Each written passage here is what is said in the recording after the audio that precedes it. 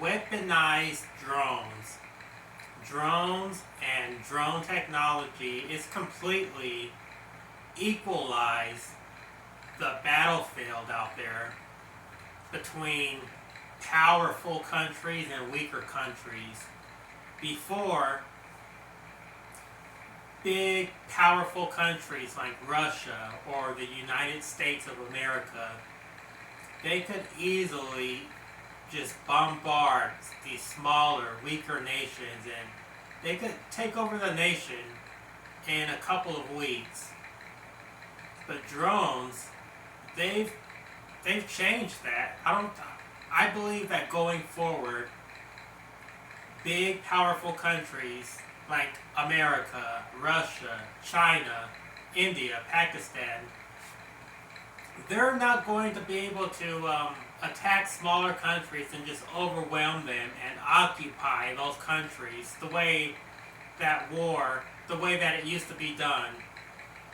With drones, these smaller countries, they have a fighting chance now. They have a chance to fight back.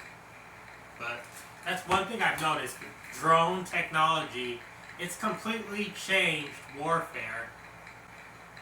These smaller countries, they no longer have to invest tens of millions of dollars into expensive, heavy missiles. Today they could spend $10,000 or $50,000 on a drone that can cause just as much damage as a multi-million dollar high-tech missile. Drone warfare, it has completely changed the face of warfare and how wars are going to be fought moving forward in the future. Look at the situation between Russia and Ukraine. When Russia first invaded Ukraine, they had no idea that they would still be fighting and struggling to hold on to the land that they've captured 4 years later into this war. And it has a lot to do with drones. They can no longer send out these huge convoys of armored vehicles in a big long line down the highway with hundreds of vehicles headed towards the target location. They can't do that anymore because now there's eyes in the sky just flying around 24/7. And these drones, they could let the people operating the artillery know where the Russians are at, which direction the Russians are going. Drones, in my opinion, is becoming almost like the poor man's nuclear weapon. Can anyone believe what is going on with Trump and with MAGA, all of these conservative people who, during the campaign, during the election, they were all speaking in unison. All Republicans, all conservatives, they were all saying the same thing. We have to invest in America. We have to stop fighting foreign wars. We need to invest in America. We need to worry about America, America first. But as soon as this war started with Iran, now all of a sudden, those same conservatives, the same MAGA, the same Republicans, now all of a sudden they're for the war. What happened to America first? And that's just more evidence that MAGA, it's a cult. All of these people who call themselves MAGA, they don't really believe in anything. They let Trump and Fox News do the thinking for them. I don't get it. How can you, one day, you're against foreign wars, you're against spending money overseas, and then the next day, because Trump, he starts a new war, and he's spending now billions of dollars overseas, now all of a sudden, you support that, and I don't get it. And I've talked to a few conservatives, and one thing that they've told me is that we had to do it because Iran was going to get a nuclear weapon. There had been inspectors going inside of Iran for years before Trump ripped up the agreement that Obama made with Iran. There were international inspectors going into Iran, inspecting all of their nuclear sites, inspecting all of their nuclear materials, and they all came to the same conclusion. Iran was not building a nuclear weapon. But Trump, he got jealous because Obama came to this agreement with Iran, and Trump, with his ego, he couldn't handle that. He became jealous. He thought he could make a better deal. Trump believes that he knows more than the generals. And now look at the world. Look at the global economy. Energy prices are rising. Gas is around $4 a gallon now. And that in turn, it causes the price of everything else to go up. Even if Iran were to develop nuclear weapons, they would have never used them. I believe, in my opinion, they would not use those weapons, not against America, and not even against Israel. I think Iran would have turned into another North Korea. Heavily sanctioned, a big army, nuclear weapons, but they know not to use those nuclear weapons or else they won't exist anymore. And in turn, stronger countries like our own, like America, they wouldn't attack Iran because they know that Iran might use a nuclear weapon. That's my opinion on it. I mean, I don't believe the Iranians have a suicidal wish. Some in the Republican Party say, well, if Iran gets a nuclear weapon, the first thing they're going to do is fire it at Israel. And I don't believe that. There's only been one country in the entire history of the world that has used nuclear weapons on civilians, and that is the United States of America. They used nuclear weapons during World War II on Japan, on Hiroshima and Nagasaki. Though that's the only time that nuclear weapons have been used against civilians. So maybe we should get rid of our nuclear weapons. Maybe everyone should get rid of their nuclear weapons.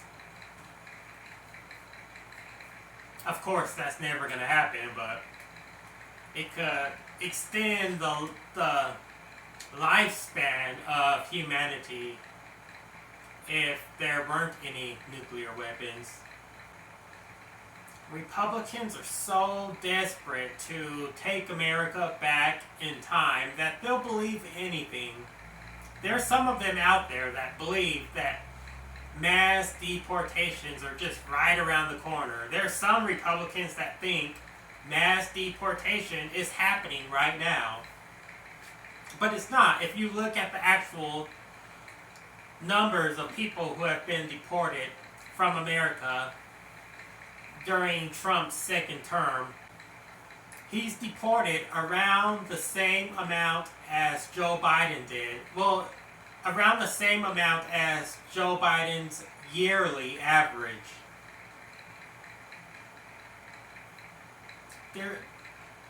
There's not going to be mass deportations. And a big reason why there's not going to be mass deportation is because America doesn't have the logistics to actually do true mass deportation. To deport tens of millions of people, the government would have to convert really our economy into a deportation economy, they would have to take over the cruise ships and a lot of the Navy vessels to start shipping people out of the country. If you're talking about tens of millions would be mass deportation. 200,000 to maybe 700,000, depending on who you get the information from.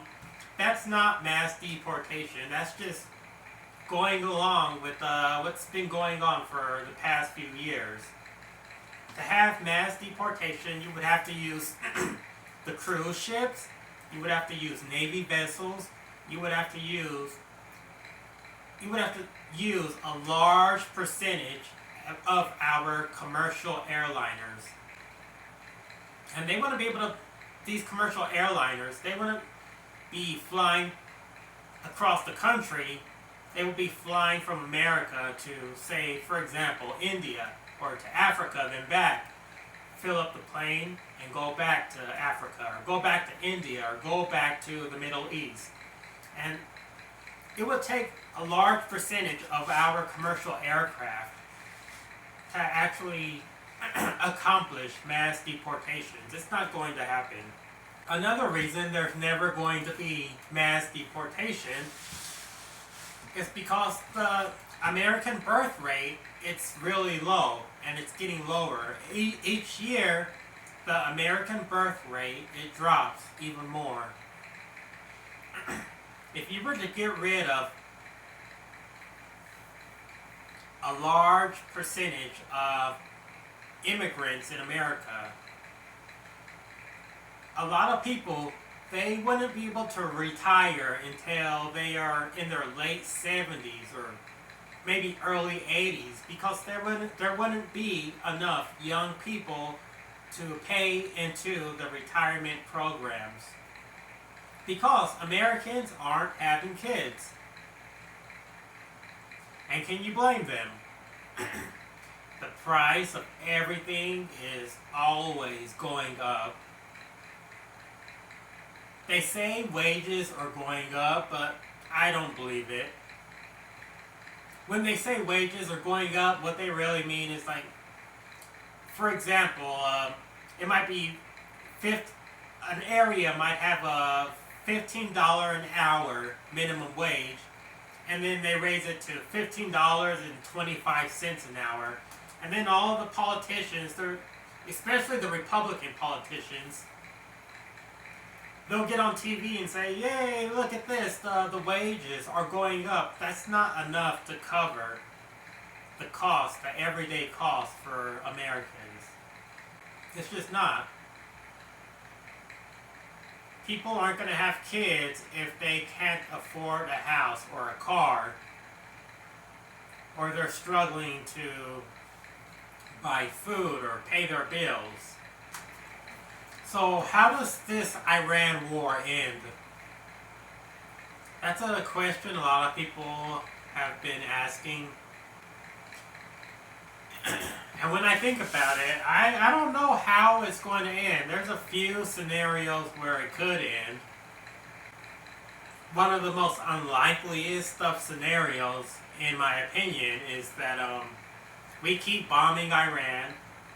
Not me. The Trump administration keeps bombing Iran, and maybe their government collapses. That seems very unlikely, but anything's possible. Another way this war could end is Trump with his constant delusions. Just Trump gets on TV one day and he just says, "We won." And he stops the bombings, the Strait of Hormuz opens up again.